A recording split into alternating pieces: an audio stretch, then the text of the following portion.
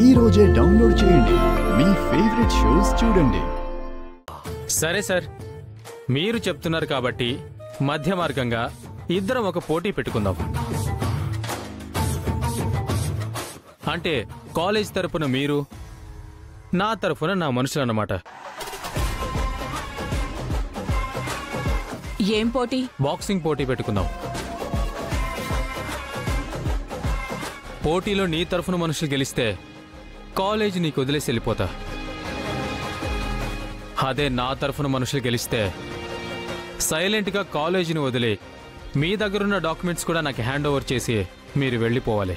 రై, మా స్థలాన్ని మేము దక్కించుకోవడానికి మీతో పోటీ పడడం ఏంట్రా? చంటి ఆగరా.